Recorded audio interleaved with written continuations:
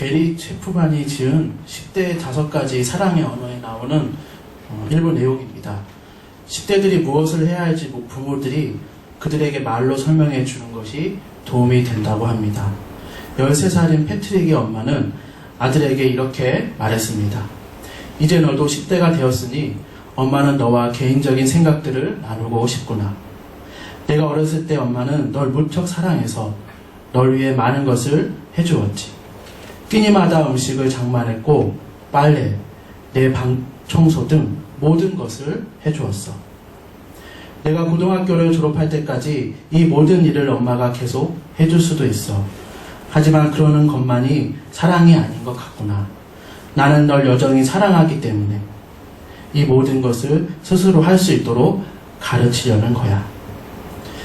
사랑하기 때문에 다 줄 수 있지만 사랑하기 때문에 아껴두기도 하고, 너무 사랑하기 때문에 더 좋은 것으로 주고 싶지만 그럴 수 없어서 슬프고,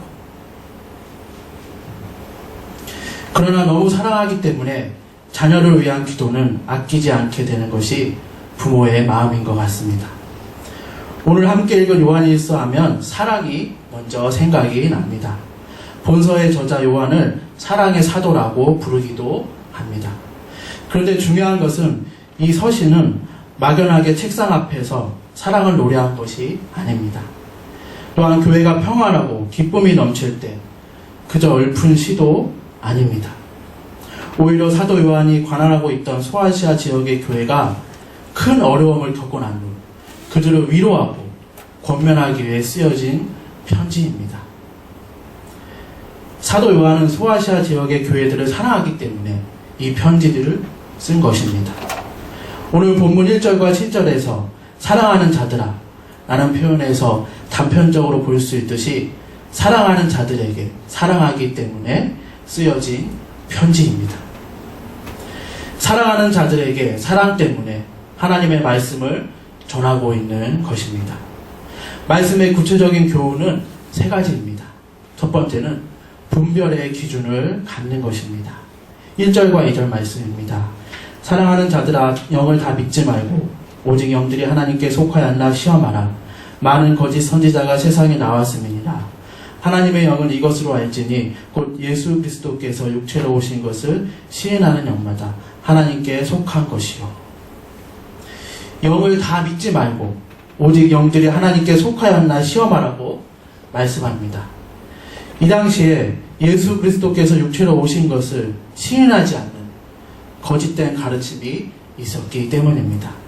특별히 영지주의, 영은 선하고 육체는 악하다 라는 가르침에 빠져 예수님이 육체로 오신 것을, 이 사실을 부인하는 자들이었습니다. 그러나 예수 그리스도께서 육체로 오신 것을 시인하는 것은 하나님께 속한 것입니다. 왜 그럴까요? 이것은 예수 그리스도에 대한 우리의 태도를 나타내기 때문입니다. 예수님이 육체로 이 땅에 오셨기에 이 땅에서의 삶의 중심을 예수님께 두겠다는 것입니다. 예수님께서 이 땅에 행하셨던 모든 사역들이 우리에게 계속해서 영향을 미친다는 것을 받아들이겠다는 것입니다. 이것이 분별의 기준이 되기 때문에 신비한 영적 체험이나 특별한 경험을 했다고 해서 그것이 무조건 옳다고 하거나 그것이 우리의 구원에 영향을 미쳐서는 안 된다는 것입니다. 우리의 구원의 확신은 예수님께서 육체로 이 땅에 오셨다는 것입니다. 갑자기 치유받았다는 것이 구원의 확신의 전부가 아닙니다. 다시 한번, 우리의 분별의 기준은 어디에 있습니까? 나는 예수 그리스도를 믿는다.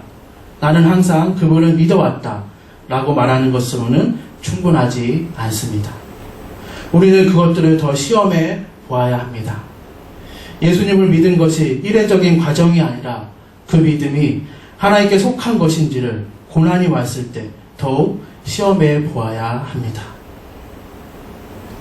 흔히 말하는 천국행 티켓을 산 것이 아니라 이 땅에서 행하셨던 예수님의 사역이 나에게 계속 영향을 미치고 있느냐를 시험하는 것이, 내 믿음을 잘 점검하는 것이 요한일서 2장 15절의 기록처럼 세상을 사랑하지 않고 하나님의 뜻을 행하는 모습입니다.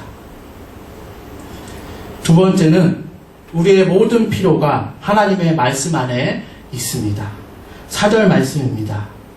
자녀들아 너희는 하나님께 속하였고 또 저희를 이겼나니 이는 너희 안에 계신 이가 세상에 있는 이보다 크심이라.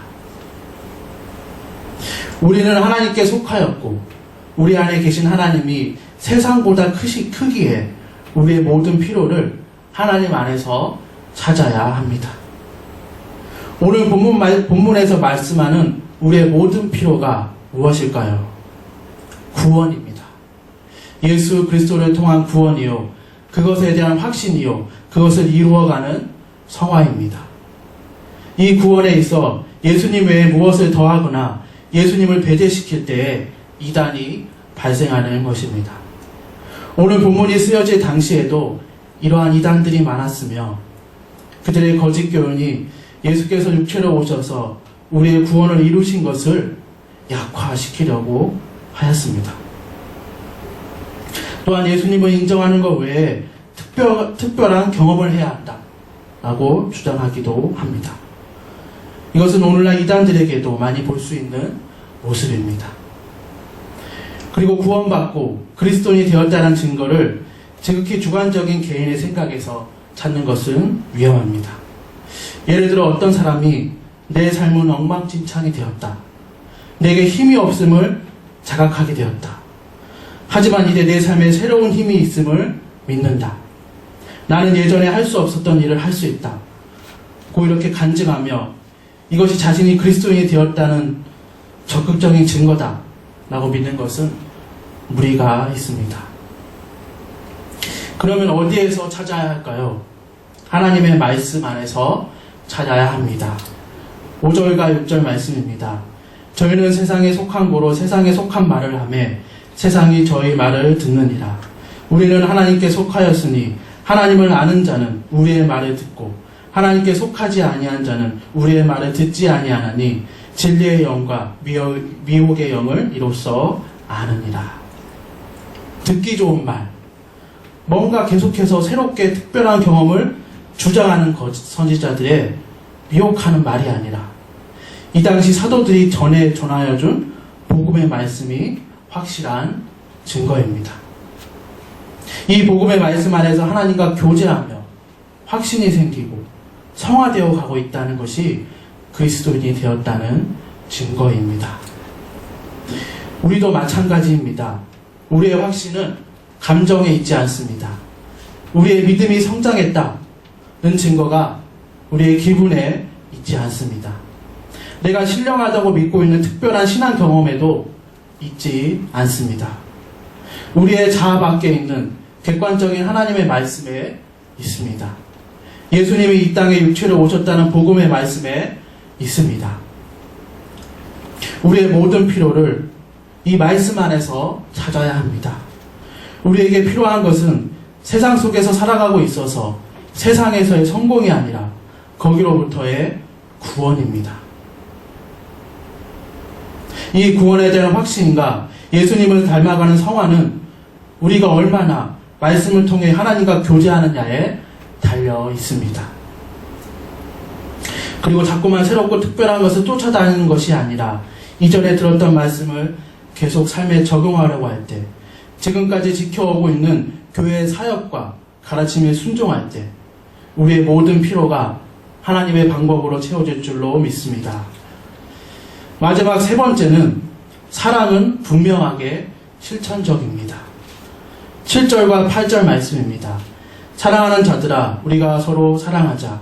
사랑은 하나님께 속한 것이니 사랑하는 자마다 하나님께로 나서 하나님을 알고 사랑하지 아니하는 자는 하나님을 알지 못하나니 이는 하나님은 사랑이심이라. 사랑을 하는 사람들이 모두 하나님을 아는 것은 아닙니다. 세상 사람들도 사랑을 합니다. 그러나 하나님을 아는 사람은 반드시 사랑할 수밖에 없습니다. 그렇다면 하나님을 알지 못하는 사람은 누구일까요? 사랑하지 않는 사람입니다. 그런데 여기에서 중요한 것은 사랑은 실천하는 것이라는 것입니다. 사도 요한은 요한 1서에서 사랑을 언급할 때 항상 행위와 연결시켜 설명하고 있습니다. 사랑한다면 실천해야 한다는 것입니다. 이 편지를 받는 성도들 사이에 영지주의자들이 있었기 때문입니다. 그들의 이단적인 가르침, 즉 신령한 지식을 통해 구원을 얻을 수 있다는 것을 반박하고 공격하는 것입니다. 왜냐하면 영지주의자들은 자신들이 신령한 지식을 통해서 하나님을 알고 구원을 얻는다고 주장하고 있지만 사실상 그들의 삶에 사랑의 행위가, 사랑의 실천이 전혀 보이지 않기 때문입니다. 하나님께서는 예수 그리스도를 이 땅에 육체 가운데 보내심으로 이로 말미암아 분명하게 우리들에 대한 사랑을 보여주셨습니다. 실천하셨습니다. 그래서 우리도 서로 사랑하는 것이 마땅하다는 것입니다. 그런데 우리는 서로 사랑하는 말씀을 그렇게 심각하게 받아들이지 않는 경향이 있습니다. 좋은 권면 정도로 받아들이고 사랑하지 않는 것에 대해서 심각한 문제로 인식하지 않습니다. 항상 바쁘고 지금의 시대는 나는 더 많이 사랑할 수 있어도 서로 사랑하기에 이상한 시대라고 생각하기 때문입니다. 그래서 다 그런 것은 아니겠지만 불친절하며 항상 비판적이고 험담하고 다른 사람을 비방하는 말을 들을 때 가만히 있기도 합니다. 그렇기 때문에 이 땅에 예수 그리스도의 몸인 교회에 희망이 있습니다. 교회를 통해 서로 사랑하는 법을 배워갑니다. 서로 사랑하면서 하나님을 알아갑니다. 어느 저명한 소아과 전문의는 체중 미달에 연약한 어린이를 치료하는 특별한 방법을 알고 있었습니다. 병원에서 회진할 때 아이의 진료 기록표에다 다음과 같은 처방을 써놓습니다. 이 아기는 3시간마다 사랑을 받아야 함. 애정이 필요한 것은 갓 태어난 아기뿐만이 아닙니다. 의사들은 신체적 질병이 대부분 불안이나 고독, 그리고 버림받았다는 느낌에 기인한다는 의견에 일치한다고 합니다. 의사의 처방이라도 잘 지키려 하는데 예수님의 말씀은 어떻겠습니까?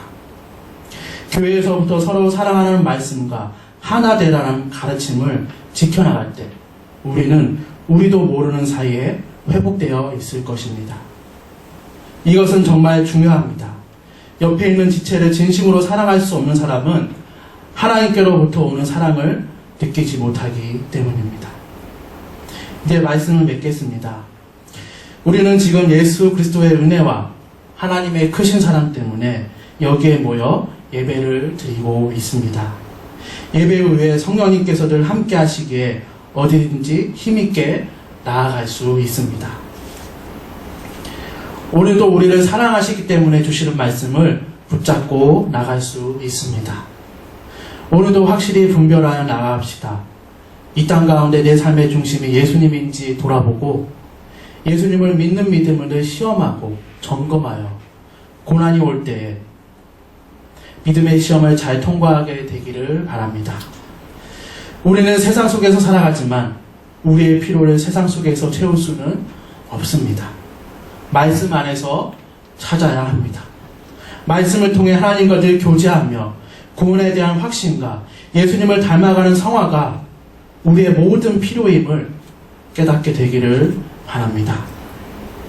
이제는 서로 사랑하는 말씀을 심각하게 받아들여 교회 안에서부터 지체를 진심으로 사랑하여 하나님께 오는 사랑을 빠지지 않고 다 느끼게 되기를 진심으로 바랍니다.